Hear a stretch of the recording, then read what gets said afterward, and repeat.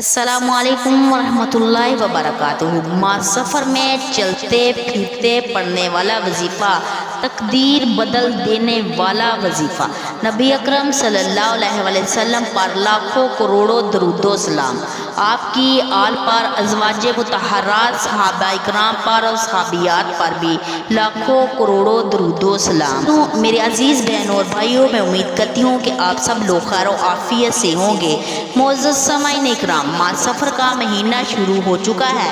یہ اسلامی سال کا دوسرا بابرکت مہینہ ہے۔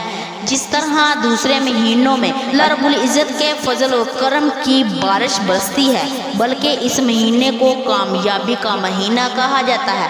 زمانہ جہالت میں لوگ ماہ سفر کو مانوس سمجھتے ہیں۔ پوری دنیا میں اسلام پھیلنے کے بعد لوگ آج بھی اس ماہ سفر کو مانوس کہتے ہیں۔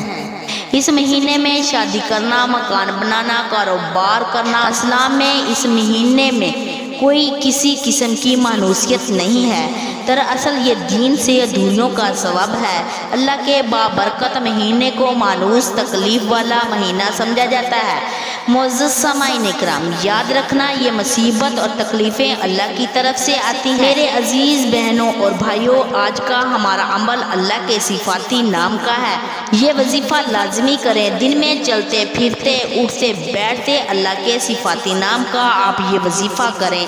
یہ ماہ سفر کا پورا مہینہ آپ یہ ورد کریں، یا اللہ، یا رحمان، یا رحیم، کثرت کے ساتھ تسبیح کرتے رہیں۔ اس عمل کا فائدہ یہ ہوگا، جو بھی آپ کی حاجت ہوگی پوری ہوگی، ہر پریشانی سے نجات حاصل ہوگی، رزق میں اضافہ ہوگا، ہر طرح کی بیماری ختم ہو جائے گی۔ اللہ پاک آپ کو ہر بیماری سے شفا عطا فرمائیں گے انشاءاللہ۔